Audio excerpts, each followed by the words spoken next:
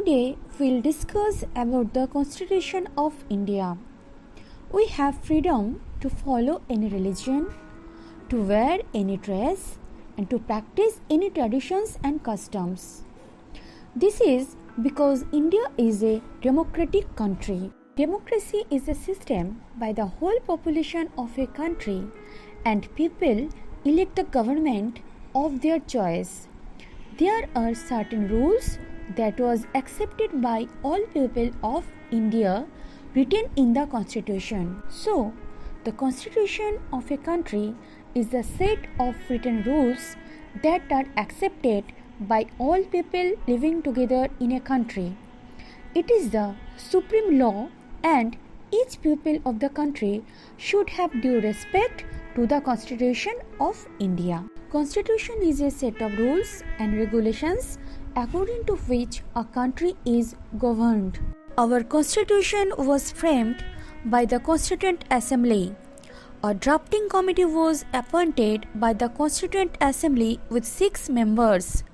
The chairman of the drafting committee was Dr. B.R. Ambedkar. It is the world's lengthiest constitution, having 395 articles divided in 22 parts and 8 scheduled at the starts. Now, the Constitution of India has 448 articles in 25 parts, 12 schedule and 104 amendments.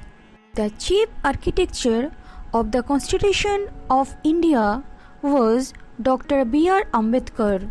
The Constitution was finally adopted on 26 November 1949 by the Constituent Assembly and on 26 January 1950 it came into force.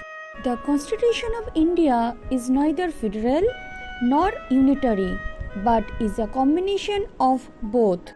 While framing the Indian Constitution, the federal features that has been included in the Constitution.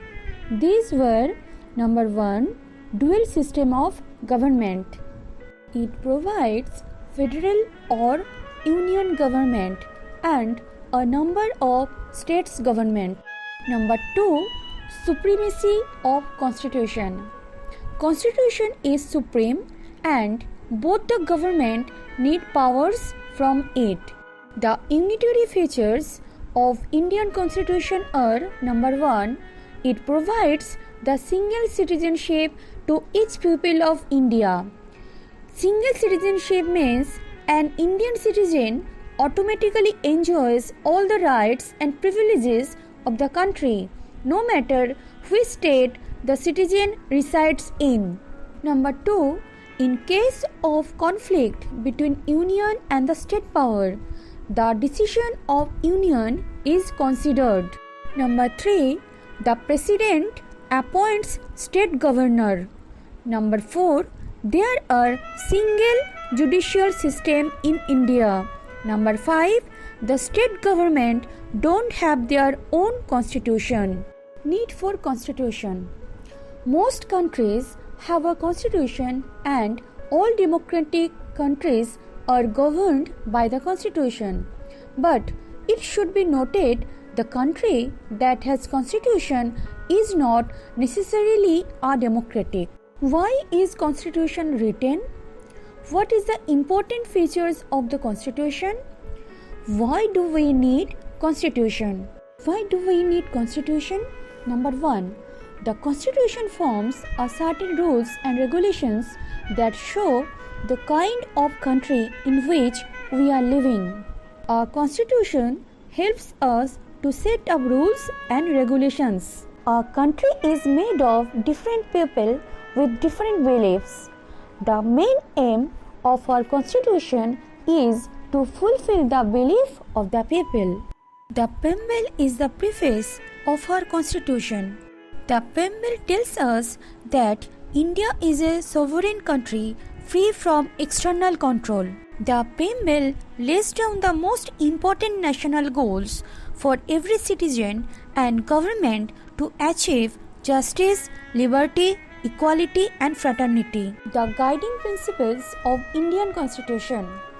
The guiding principles of preamble of our Indian Constitution are: number 1, sovereign.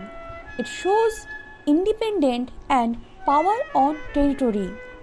Number 2, socialist. The main object was to completely end the inequalities economically, socially, and politically. It means to bridge the gap between the rich and the poor.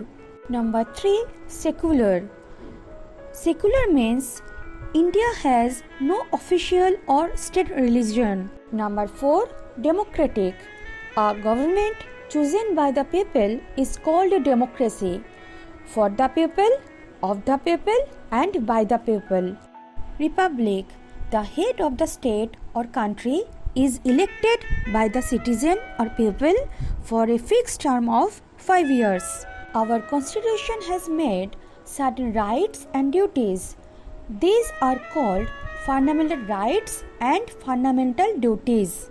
Fundamental rights are the freedom given to us for our all-around development. Rights and duties go together. There are 6 fundamental rights. They are as follows. Number 1, right to equality. Number 2, right to freedom. Number 3, right against exploitation. Number 4, cultural and educational rights. Number 5, right to freedom of religion. Number 6, right to constitutional remedies. Fundamental rights are protected by courts. There are 11 fundamental duties. They are as follows.